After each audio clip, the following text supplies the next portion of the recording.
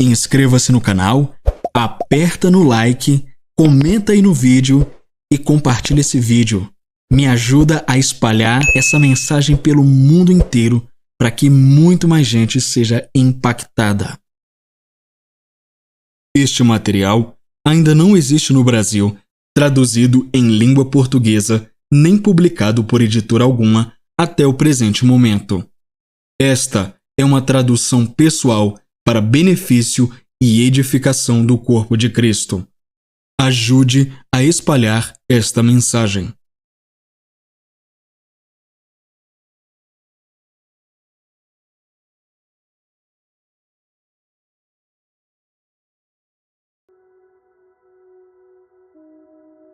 Capítulo 7. Borboletas, camundongos, elefantes e alvos. Aconteceu por acaso. Eu estava nas nuvens, literalmente. A cerca de 6.000 metros de altura, na verdade. Estava fazendo parasailing em Acapulco. Minha esposa, Ceci, e eu estávamos no último dia das nossas férias de 3 dias naquele local turístico. Tinha observado aquele esporte a semana inteira, vendo os barcos puxando as pessoas lá da praia e lançando-as ao mar por sobre aquele lindo espelho d'água. Aqueles marinheiros do ar voavam sem esforço por 5 a 10 minutos, desfrutando a liberdade de estarem livres dos laços desta terra e eram depois devolvidos à praia. Para espanto e alegria de nós, seres terrestres menos aventureiros, eles pousavam suavemente e aceitavam os nossos aplausos. Nem sequer se molhavam. Observei aquilo por 2 dias. Ora, eu sempre quis saltar de paraquedas. Na verdade, eu mais me perguntava como seria saltar de paraquedas, mas era esperto o suficiente para não fazer aquilo antes de me casar. Minha esposa, desde então, me pede para não saltar, e agora essa é a minha desculpa. Mas talvez isso satisfaça a minha curiosidade. Pensei enquanto observava aquilo. Finalmente decidi que não era tão curioso assim a ponto de tentar. Nós homens temos uma necessidade constante de impressionar as mulheres na nossa vida, demonstrar como somos intrépidos e nossa capacidade de encarar qualquer desafio. Puxa, isso parece muito legal, disse minha esposa. Ah, não parece assim tão difícil. Respondi com um ar mais despretensioso que consegui simular, tipo, qualquer um faz isso. A pessoa só precisa sair correndo da praia e deixar o barco fazer todo o resto. Eu faria, mas você provavelmente não deixaria. Além disso, não vale todo o dinheiro que cobram. Fiquei absolutamente petrificado quando ela respondeu toda emocionada. Ah, eu não me importaria não. Na verdade, amaria ver você fazendo isso. E não é tão caro assim. Vai lá. Ai, meu pai do céu, gritei por dentro. Me tira dessa. Você é quem tem que se tirar dessa, ouvi no fundo do coração. Foi você quem se meteu nisso. Ah, você só pode estar dizendo isso para me agradar, querida, foi minha resposta. Sei que morreria de medo se eu fizesse aquilo, mas obrigado por pensar em mim. Não vou fazer você passar por essa angústia. Não, é verdade. Quero que você vá. Darei uma foto linda. E além disso, o que poderia dar errado? Ela perguntou. Vai lá. Tudo bem, disse eu, tolamente. O que poderia dar errado? Há momentos na vida nos quais devemos fingir que estamos mal, dizer que estamos com uma dor de cabeça inexplicável, ou simplesmente nos humilharmos, admitirmos que somos um macho mentiroso e egoísta e nos arrependermos do nosso pecado. Mas eu resolvi salvar as aparências. Agora me diga, com o senso de justiça e o humor de Deus, você acha realmente que ele ia deixar eu me safar daquilo? Era a nossa última manhã lá. Íamos partir dentro de 1 hora mais ou menos. Eu estava com as minhas roupas de sair, sapatos e tudo. Nem tirei o relógio. Afinal de contas, as pessoas nem tocavam a água. Eu deveria saber que as coisas nem sempre acontecem como planejadas quando me fizeram assinar aquele formulário de responsabilidade. Mas eu fui o primeiro do dia. A largada foi bem rotineira e dentro de segundos eu já estava a 6 metros de altura, desfrutando a vista da praia lá de cima.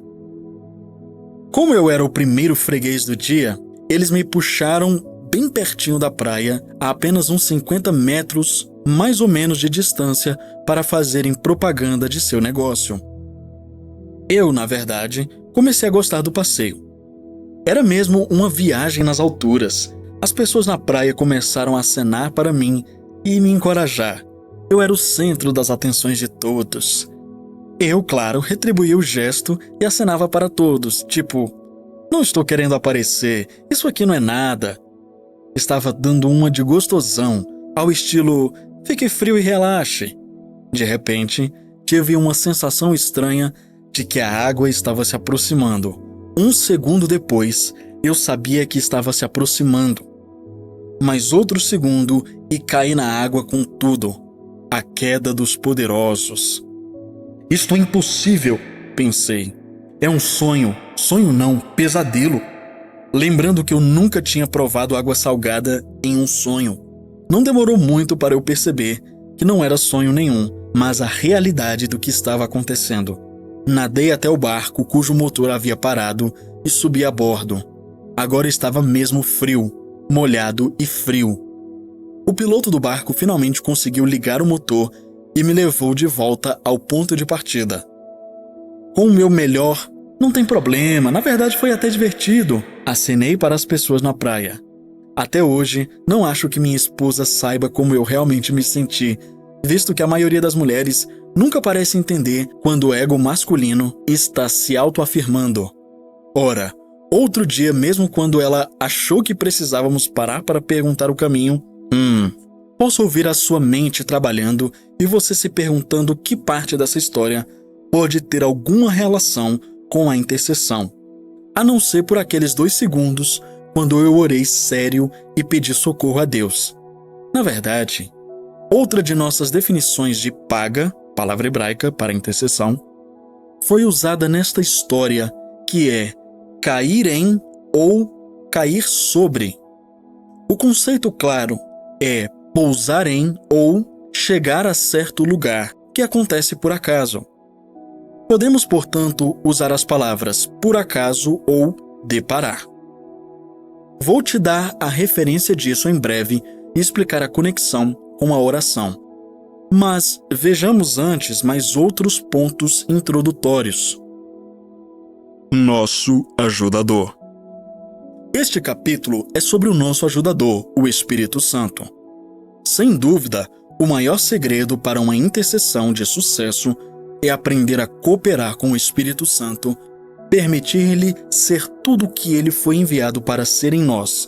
Jesus o chamou de ajudador, em João capítulo 14, versículo 26.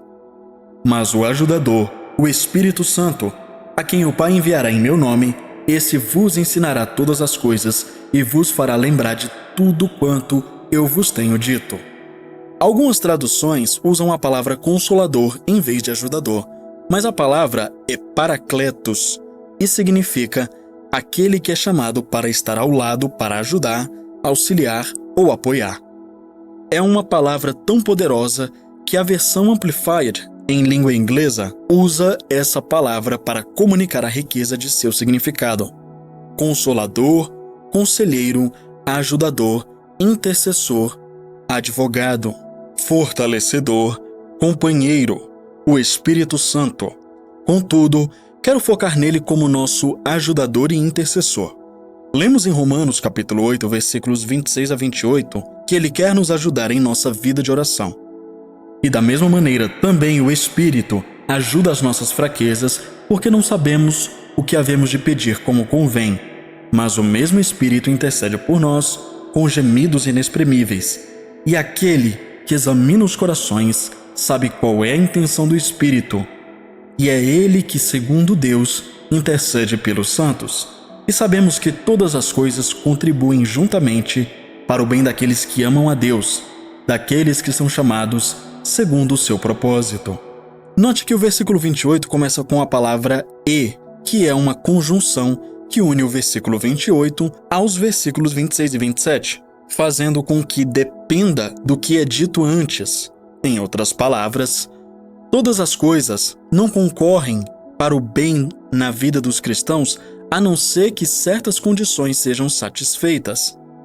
Todas as coisas podem concorrer para o nosso bem, e a vontade de Deus é que concorram para o nosso bem, mas não é algo automático. Preste atenção nisso. Temos de fazer a nossa parte. As coisas boas acontecem à medida que os versículos 26 e 27 são colocados em prática. Eu não acredito que a intercessão do Espírito Santo, nesses versículos, seja apenas o dom de línguas. Contudo, a maioria de nós, nos círculos pentecostais e carismáticos, crê que inclui esse dom que cremos. Permite ao Espírito Santo, literalmente, orar através de nós. Não é minha intenção neste livro provar isso. Nem estou querendo dizer que as pessoas que não praticam o dom de línguas fazem orações de menor valor. Se você não ora dessa maneira, não tenho a intenção de te ofender. Eu tenho muito amor e respeito pelos meus irmãos e irmãs em Cristo que não são pentecostais. Contudo, é impossível para mim compartilhar o que creio que o Senhor me ensinou com relação a essa passagem sem fazer referência a orar em línguas. Ou, como a Bíblia também diz, orar no Espírito. Vou, portanto, falar um pouco sobre isso. Contudo, partindo desse ponto de vista, em um esforço para ser inclusivo e não ofender ninguém tanto quanto me for possível, usarei apenas a frase orar no Espírito. Para os leitores pentecostais, quando ouvirem essa frase, por favor, saibam que estou incluindo línguas. Para o restante de vocês, por favor, interpretem segundo a sua crença do que significa orar no Espírito. Um rápido parênteses aqui meu mesmo. O autor faz essa declaração porque ele não quer, como ele mesmo disse, ofender as pessoas. Ele não quer ofender os cristãos que não acreditam no falar em línguas. Mas, de fato, os versículos 26 e 27 do capítulo 8 de Romanos fala fortemente sobre o falar em línguas. E se você é um cristão que não acredita nisso, bom, eu não posso fazer muito por você, mas você está perdendo muito. Já vi crentes falarem muita besteira a respeito disso, que quem não fala em línguas não é nem salvo. Não, com certeza, se você crê em Jesus, você é salvo. Mas se você não crê no falar em línguas, e eu não estou falando de idiomas ou dialetos humanos, como alguns querem colocar, mas eu estou falando de uma língua sobrenatural e celestial que não é compreendida humanamente, a não ser também por interpretação do Espírito, então infelizmente você está perdendo muito, pois intercessão sem o falar em línguas é uma intercessão muito limitada. Voltemos para o livro. Essa passagem diz que o Espírito Santo quer nos ajudar em nossa fraqueza. A palavra grega usada é asteneia e significa literalmente sem força ou habilidade. Uma inabilidade de produzir resultados. É o conceito comunicado pela palavra. Você já se sentiu incapaz, em sua vida de oração, de produzir resultados? Já se deparou contra uma montanha que não conseguia mover? Eu me lembro de que isso me aconteceu alguns anos atrás. Ou será que foi algumas horas atrás? Ora, enfrentar barreiras é um fato da vida. O Senhor, então, diz nesse versículo que uma das razões pelas quais temos essa inabilidade de produzir resultados é porque nem sempre sabemos orar como devemos. A palavra devemos aqui é uma palavra muito importante. O original grego para ela, dei, é principalmente um termo legal que significa o que é necessário, correto ou adequado segundo a natureza do caso, algo que deve ser feito, algo que se é obrigado a fazer por lei. Por exemplo, Lucas capítulo 18, versículo 1 nos diz: o dever de orar sempre e nunca esmorecer. O versículo não diz: seria uma boa ideia orar. Ele declara: é absolutamente necessário, obrigatório, você orar. Jesus usou essa palavra quando falou sobre a mulher tomada por um espírito de enfermidade. Porque não se devia livrar deste cativeiro em dia de sábado esta filha de Abraão, a quem Satanás trazia presa há 18 anos. Lucas capítulo 13, versículo 16.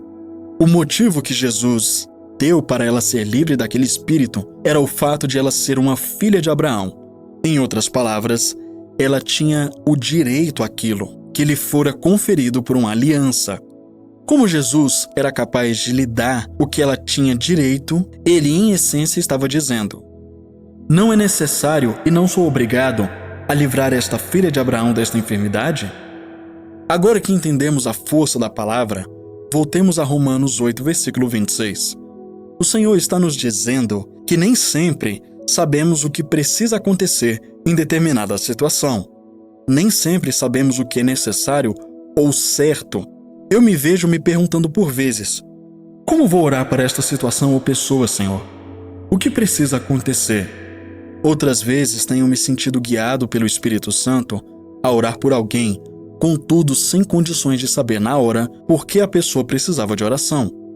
Às vezes, intercessores maduros são levados pelo Senhor a orar e essas pessoas não só não sabem pelo que estão orando, mas nem sequer sabem por quem estão orando.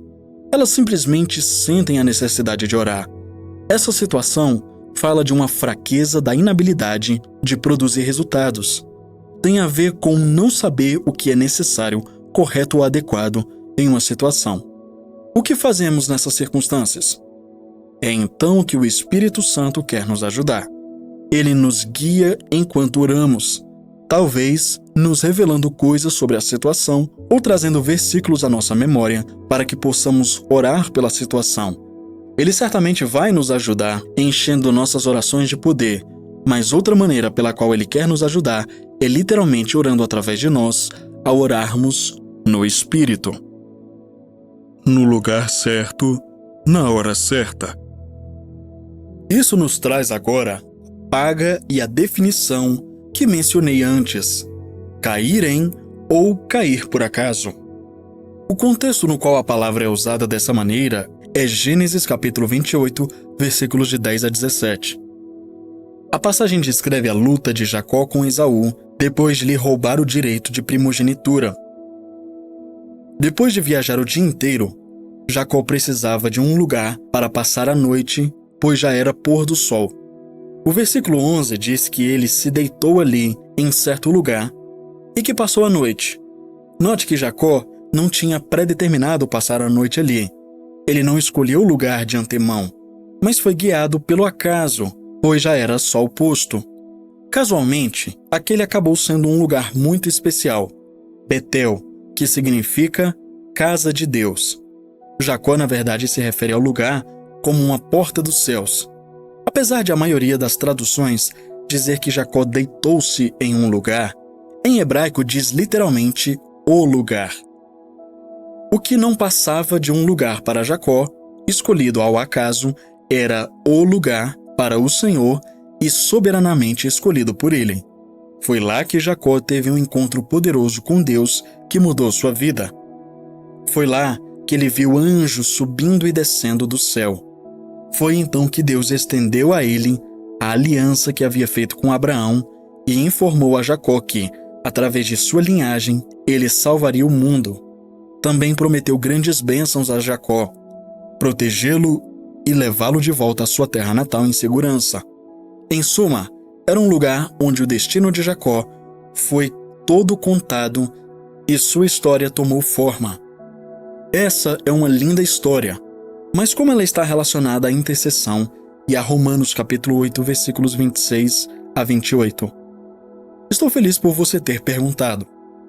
Como Jacó não foi levado a esse lugar especial pelo seu próprio raciocínio ou entendimento, nós nem sempre podemos ser direcionados em oração pelo nosso raciocínio ou entendimento. Consequentemente, muitas vezes nos sentimos fracos ou debilitados na nossa habilidade de produzir resultados. Às vezes, orar parece um processo de tentativa e erro, como se tivéssemos de pousar ou cair em uma situação da maneira correta apenas por acaso. Mas tudo bem, não há problema nisso, pois esse é um dos primeiros significados de paga. Na verdade, porém, não é um caso de tentativa e erro, porque o que para nós é por acaso, não é para o nosso ajudador, o Espírito Santo. Na verdade, paga também significa alvo. Ainda usam essa palavra com esse sentido em Israel nos dias de hoje. Feche os olhos e fogo. Quando lhe permitimos interceder através de nós, assim como ele guiou sobrenaturalmente Jacó ao lugar certo na hora certa, também fará com que nossas orações caiam, paga, no lugar ou na pessoa certos, de maneira certa, na hora certa, resultando na vontade de Deus nas situações. E isso é bom e certo. Quando isso acontecer, haverá betéis, ocorrerão encontros com Deus, portas dos céus serão abertas, destinos serão escritos, a história será moldada. Isso é dramático demais, você diz. Se você disse isso, é porque não conhece Deus bem o suficiente. Ou talvez não acredite que realmente possamos envolver um operador de milagres nas nossas orações. Eu te digo que uma das razões pelas quais não vemos mais milagres é porque não esperamos mais milagres. A nossa Bíblia, dos dois lados da cruz, ou seja, no Antigo e no Novo Testamento, apresenta muitos deles. Eles, porém, procedem de Deus, e a maneira de vermos mais milagres acontecendo é envolver Deus em mais situações. Orar no Espírito faz justamente isso. A unção da borboleta. Às vezes, quando estou orando no Espírito, sinto-me um pouco como uma borboleta.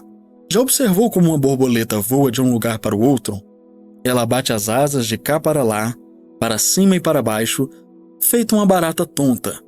Parece não ter a mínima ideia de para onde está indo. Parece quase bêbada.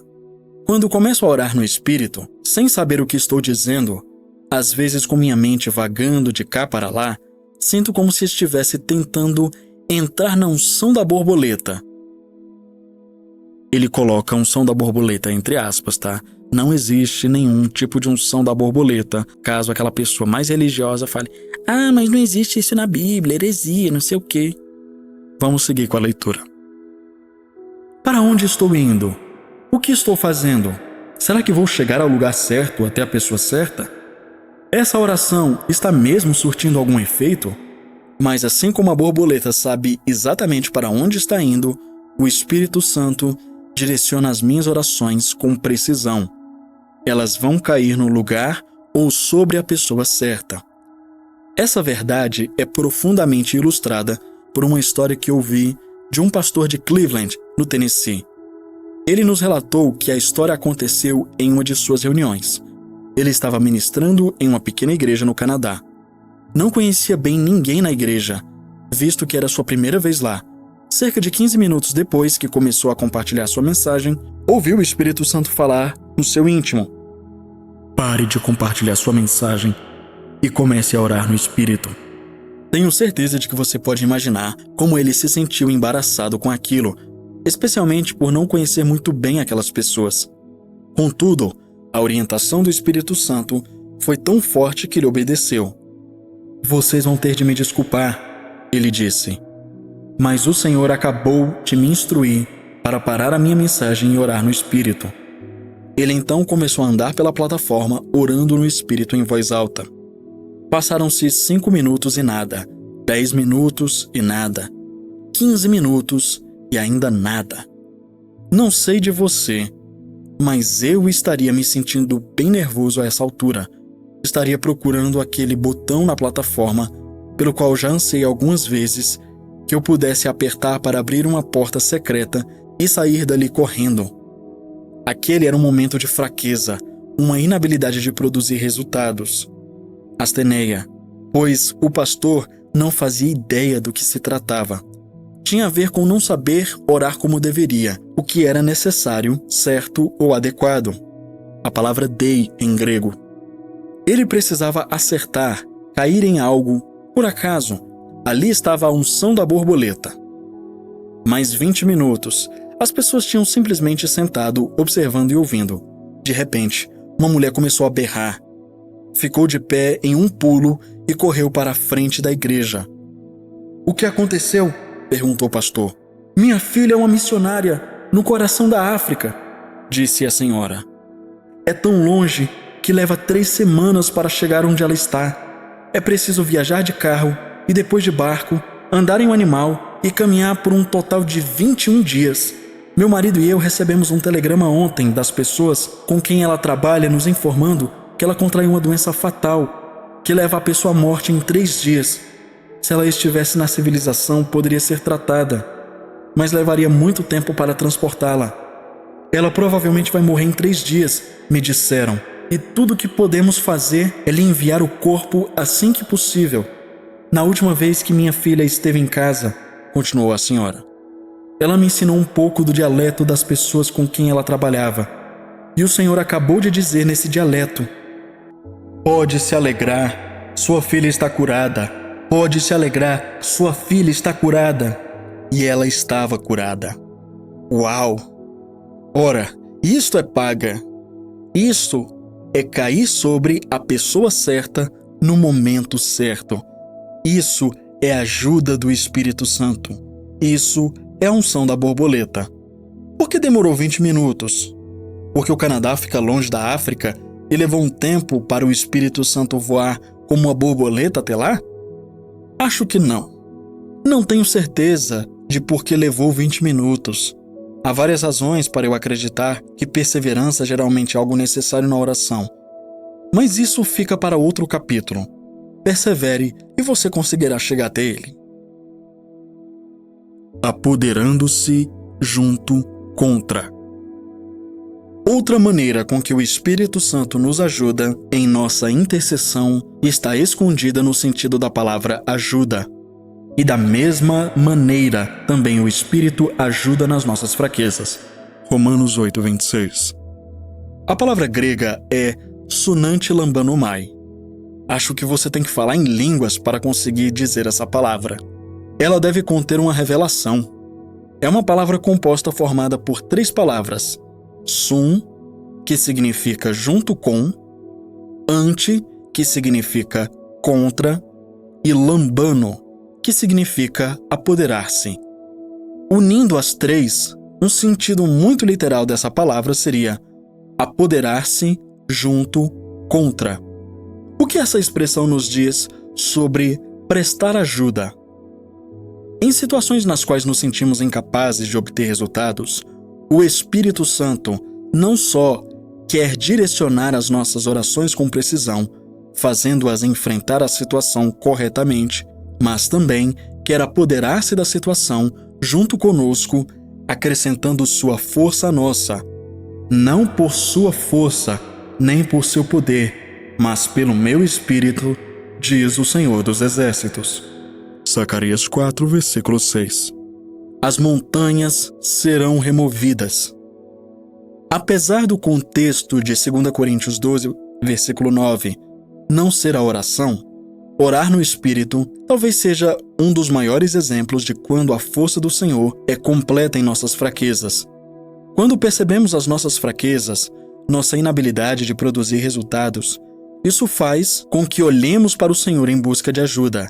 Se lhe permitirmos orar através de nós, Ele irá aproveitar para agir junto conosco. Basta crermos que, quando o Espírito Santo se apodera, algo vai acontecer. Por favor, note que ambas as palavras ajuda e suas definições literárias, apoderar-se junto contra, não implicam que Ele está fazendo algo por nós, mas conosco. Em outras palavras, não é algo que o Espírito está simplesmente fazendo em nós, ou com ou sem a nossa participação. Na verdade, nós estamos envolvidos com Ele quando oramos no Espírito, que é, na verdade, permitir que Ele ore através de nós. Há vários anos, minha esposa Ceci desenvolveu uma dor muito perturbadora no abdômen. Começou como um pequeno desconforto e foi aumentando em intensidade no período de 1 ano, quando então ela foi ao médico. Ele encontrou um cisto no ovário do tamanho de um ovo e nos informou que seria necessária cirurgia para removê-lo e possivelmente seria preciso remover o ovário também. O médico também era cristão e entendia princípios espirituais, de modo que conversamos com ele sobre nos dar um pouco mais de tempo para orar por cura. Doutor, eu disse. Se puder nos dar um pouco de tempo, acho que podemos nos livrar disso com a oração. Estando bastante seguro de que o cisto não era maligno, nem a vida de Ceci corria risco, ele respondeu: eu lhes darei 2 meses. Se não se livrarem dele da sua maneira, então vamos fazer da minha. Combinado, eu concordei. Oramos por Ceci com todos os métodos que conhecíamos da Bíblia. Imposição de mãos, chamamos os anciãos para ungí-la com óleo, fizemos uma oração de concordância, citamos as Escrituras, amarramos o maligno, liberamos a vida dela, lançamos o mal fora e, como bons pentecostais, até a colocamos no chão e a deixamos ali deitada um pouco. Às vezes é preciso tentar de tudo. Da próxima vez que você falar com alguém que insinue saber sempre o que exatamente é necessário acontecer na oração e na guerra espiritual, pode dizer que um tal de Dutch Sheets, amigo seu, não acredita nisso.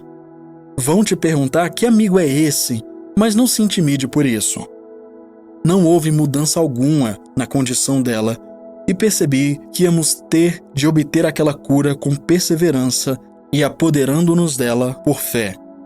Ver 1 Timóteo 6, versículo 12. E essa, a propósito, é a maneira pela qual recebemos a maioria das respostas à oração. Não com milagres instantâneos, mas sim lutando a boa milícia da fé com paciência. Senti que precisava passar 1 hora por dia orando por Ceci. Comecei os meus momentos de oração declarando por que estava buscando o Pai. Eu, então, fazia referência aos versículos bíblicos, nos quais baseava minha petição. Depois, então, os citava agradecendo ao Pai pela sua palavra e a Jesus por nos dar a cura. Isto geralmente nos levava mais do que 5 ou 6 minutos. Eu orava no Espírito o restante daquela hora. Isso aconteceu por 1 mês. Algumas pessoas podem achar que isso é tempo demais para orar por algo, 1 hora por dia por 1 mês. Outras diriam que Deus não precisa de tanto tempo assim para curar alguém. Só estou te contando o que funcionou para mim. E descobri que Ele não tem apenas uma maneira de fazer as coisas, até quando se trata das mesmas coisas. A variedade criativa do Senhor parece não ter fim. A chave para nós é sempre a obediência. Depois de umas 2 semanas fazendo isso, certa tarde, o Senhor me mostrou um quadro enquanto eu estava orando no Espírito. Eu me vi segurando aquele cisto em minha mão e estrangulando-o. Eu não sabia que o sentido literal da palavra ajuda, em Romanos 8, era apoderar-se junto contra. Mas o Espírito Santo estava me ensinando uma verdade maravilhosa. Eu sabia, claro, que não poderia colocar as minhas mãos de verdade no cisto, mas ele estava me mostrando que, ao lhe permitir orar através de mim, ele estava caindo sobre a situação e apoderando-se junto comigo contra a coisa. Obviamente, era o seu poder fazendo a diferença. De certa maneira, isso me faz lembrar a história do camundongo e do elefante, que eram os melhores amigos. Eles estavam sempre juntos. O camundongo andava nas costas do elefante. Certo dia, eles cruzaram uma ponte de madeira que, dado o peso do elefante, arriou, chiou e balançou. Depois da travessia, o camundongo, impressionado com a capacidade que tiveram de causar tamanho impacto, disse ao elefante: "Nós certamente sacudimos aquela ponte, não foi?" Ai, ai. O que me lembra de algumas das nossas propagandas e testemunhos. Eles fazem até alguém pensar que o Espírito Santo é o camundongo e nós o elefante. Talvez por isso não estejamos sacudindo muitas pontes. Depois de ter a visão, na qual eu estava estrangulando o cisto, perguntei a Ceci se ela sentia alguma mudança.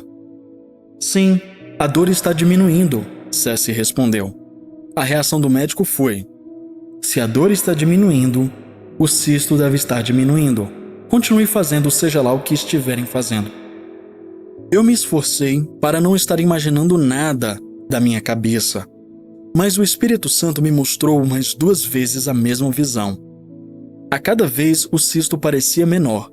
A última vez, que foi a terceira, foi 1 mês depois da consulta. Na visão, O cisto estava do tamanho de uma moeda, e enquanto eu orava, ele desapareceu na minha mão. Eu sabia que o Senhor estava me permitindo saber que o trabalho estava encerrado. Apesar de Ceci me dizer que ainda sentia um pouco de desconforto, eu não conseguia mais parar para orar. Eu sabia que a obra fora feita.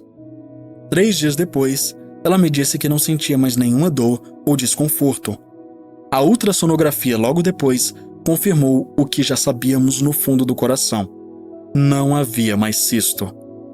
Você sabe o que aconteceu, não sabe? Paga. Apoderar-se juntos contra alguém aconteceu. Betel aconteceu. Cair sobre aconteceu. Carregar os fardos e levá-los embora aconteceu. Um encontro aconteceu. Efetivar aconteceu. Uma representação aconteceu. Intercessão aconteceu. E pode acontecer através de você. A unção da borboleta foi combinada com a unção da ursa e a serpente foi novamente derrotada. Por favor, não dê este livro a ninguém super religioso, nem a nenhum ministério que existe para dar um jeito em lunáticos pentecostais, entre aspas. Eles colocariam a minha ursa para hibernar e fariam a borboleta virar lagarta de novo. O ponto mais importante que quero comunicar para você neste livro é que Deus quer usar você. Você não precisa ser pastor nem profeta. Não tem de ser alguém muito conhecido. Não precisa saber falar grego nem suaíli. Só precisa crer em Jesus, ser um dos seus representantes escolhidos, alguém chamado e autorizado para administrar as bênçãos da nova aliança. Ou seja, um cristão. Deus, o Pai, quer liberar a obra de Jesus por meio das suas orações. O Espírito Santo quer te ajudar. Betéis estão esperando para serem descobertos. Histórias estão esperando para serem escritas e destinos para serem moldados. Não se intimide pela sua ignorância de não saber o que é necessário, certo ou apropriado. Não permita que suas fraquezas te paralisem e te levem à inatividade. Levante-se. Melhor ainda, permita que o seu ajudador te levante. Juntos, vocês podem sacudir qualquer ponte. Tenho certeza apenas de que você sabe quem é o camundongo. Questões para reflexão. Número 1. Consegue explicar a conexão entre Gênesis capítulo 28, versículos de 10 a 17, e Romanos capítulo 8, versículos 26 e 27? Certifique-se de incluir comentários sobre paga, a unção da borboleta e orar no Espírito. Número 2. O que o Espírito Santo faz para nos ajudar em nossas fraquezas? Número 3. Pense em situações em que não sabe como orar como deveria. Decida permitir ao Espírito Santo te ajudar. Decida quando vai lhe dar essa oportunidade. E número 4. Se tivesse de fazer tudo de novo, ainda escolheria Jesus? Que pergunta boba, né? E chegamos ao final de mais um capítulo, o capítulo 7. Ainda temos um pouco pela frente, mas o livro é muito enriquecedor. Estamos voltando com tudo agora nesse ano de 2025 e teremos muito mais. Eu quero convidar você, se você ainda não é inscrito nesse canal e caiu de paraquedas nesse vídeo aqui, por favor, inscreva-se, ative as notificações, deixe o seu like, assista os outros vídeos dessa série. O link para toda a série está no primeiro comentário fixado e também na descrição do vídeo. Você pode conferir. O livro ainda não acabou, mas é importante você assistir os outros vídeos. Entre também na nossa comunidade lá do Telegram. É um canal do Telegram, onde você sempre vai ser avisado quando saírem vídeos novos e também outras coisas. Às vezes eu faço algumas enquetes lá, troco uma ideia com vocês. É bem interessante. E também ajude com o crescimento dessa obra. É muito importante você fazer a sua contribuição, seja lá com quanto for, de acordo com a sua fé e as suas condições. É muito importante. com a alta do dólar, os livros vão ficando cada vez mais caros. A gente sabe, são muitos fatores, né, que levam à alta do dólar. Infelizmente, essa é uma realidade do nosso país, mas a gente não depende da economia desse país. E é por isso que nós devemos estar juntos para fazer essa obra acontecer, para fazer esses vídeos, essas traduções acontecerem. Então, dá essa força, contribua, a chave Pix está aqui embaixo, na descrição e no primeiro comentário, com aquilo que você pode. Também ore por esse canal, ore por esse ministério, para que alcance mais e mais vidas, compartilhe bastante. E para provar que você chegou até essa parte aqui do vídeo, escreva assim nos comentários: o Espírito e eu estamos sacudindo pontes. O Espírito e eu estamos sacudindo pontes. Pense sobre isso, pratique aquilo que você tem aprendido. Eu vou ficando por aqui e até a próxima.